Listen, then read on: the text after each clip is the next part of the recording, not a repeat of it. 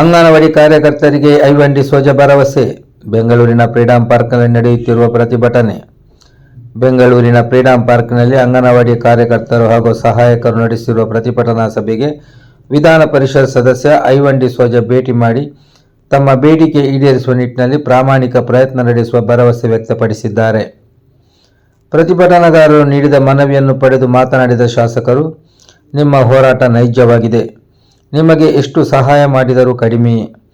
ಪುಟಾಣಿ ಮಕ್ಕಳ ಭವ್ಯ ಬದುಕಿಗೆ ಭದ್ರ ಬುನಾದಿ ಹಾಕುವವರು ಅಂಗನವಾಡಿ ಕಾರ್ಯಕರ್ತರು ಹಾಗೂ ಸಹಾಯಕರು. ನಿಮ್ಮ ಬೇಡಿಕೆ ಈಡೇರಿಕೆಗೆ ಪ್ರಾಮಾಣಿಕ ಪ್ರಯತ್ನ ನಡೆಸುವುದಾಗಿ ಹೇಳಿದ್ದಾರೆ. ಸಹಾಯಕಿಯರ ಸಂಘ ರಿಜಿಸ್ಟರ್ಡ್ ರಾಜ್ಯ ಸಮಿತಿ ಇದರ ನೇತೃತ್ವದಲ್ಲಿ ಇದು ಮೂರನೇ ದಿವಸಕ್ಕೆ ಈ ಒಂದು ಫ್ರೀಡಂ ಪಾರ್ಕ್ನಲ್ಲಿ ನಿಮ್ಮ ಹೋರಾಟ ನಡೆಯುತ್ತಾ ಇದೆ.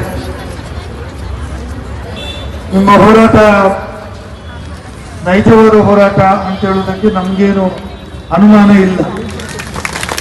ಮತ್ತೆ ನಿಮಗೆ ಎಷ್ಟು ಕೊಟ್ಟರು ಅಂಗನವಾಡಿ ಕಾರ್ಯಕರ್ತೆಯರಿಗೆ ಏನು ಸಹಾಯ ಮಾಡಿದ್ರು ಅದು ಕಡಿಮೆನೇ ಹೊರತು ಜಾಸ್ತಿ ಅಂತ.